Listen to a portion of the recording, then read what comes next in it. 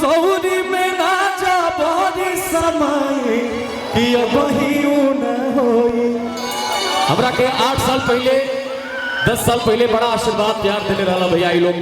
ये गाना आप सब सुन ले रहे तो ऊना हुई 2 भी लेके आवत नहीं जानने के बहुत जल्द कि अरे सैया सौरी में ना जा बड़ी समय कि वही न होई कि वही न होई। हतलो सुबह दे जाई छु कि वही न होई।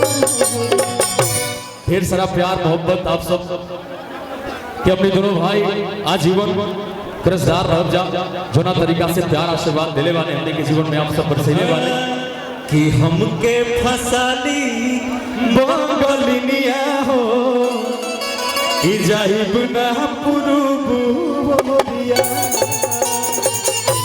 लेकिन कहलस कि रोजी रोटी चली कैसे अरे रहब जे घर में राजा जी कमाए जैती अरे कवनो शहर में की बात मानी चली जाइए पिया अरे करे काला कहतावनो करिया।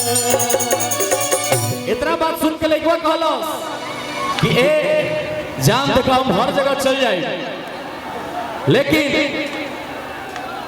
कि हमके फसाली बंगलिनिया हो अरे हमके फसाली बंगलिनिया हो कि हमके फसाली बंगलिनिया हो का जाइब ना पुरुबुरिया। हमके फसाली बंगलिनिया हो जाइब ना पुरुबुरिया। रोजी रोटी चली कैसे रहब जे घर में राजा जी कमाए जैती कवनो शहर में। बात मानी चली जाइए पिया करे काला कहतावनो करिया। भैया आज बात मानी चली अरे करे काला कहतावनो करिया। तब लइया कह दिया कलस भैया कि हमके फसा भैया। अच्छा एक बार तनी सिंगल में बजा दो बड़ा अच्छा लगता प्यार से कि हमके फसाली बंगलिनिया हो जाइब ना पुरुबुरिया। हमके फसाली जाइब ना पुरुबुरिया। हमके फसाली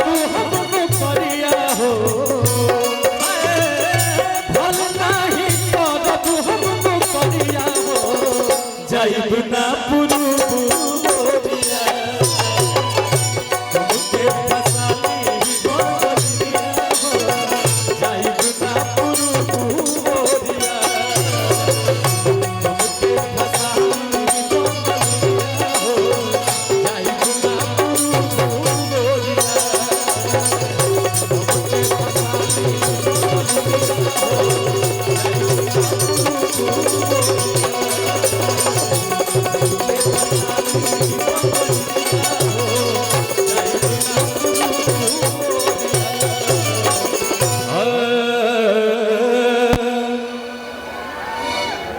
भैया रिकॉर्डिंग स्टार्ट हो रेडी बानो ए भैया एगो रिकॉर्डिंग डांस हो जाए हो भाई ये लोग तो चाहता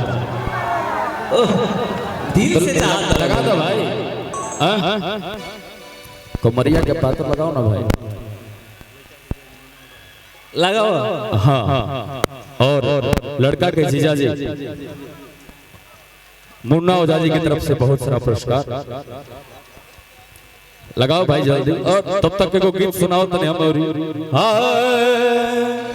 भैया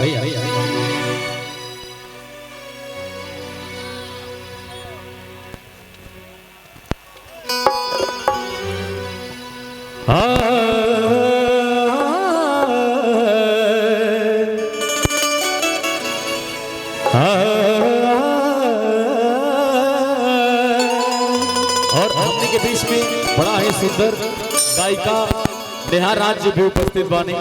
यहाँ के भी आप सब ढेर सारा प्यार आशीर्वाद दी और यहाँ के संगे हमने के बहुत सारा गीत भी गोले वानी जा बिल्कुल। और हमने के बीच बहुत ही सुंदर और बहुत ही प्यारा राइटर हमने के बड़ भैया पंकज बसुदरी भैया बैठल बानी। भैया के बार बार नमस्कार। भैया राउर गीत के जोड़े नहीं।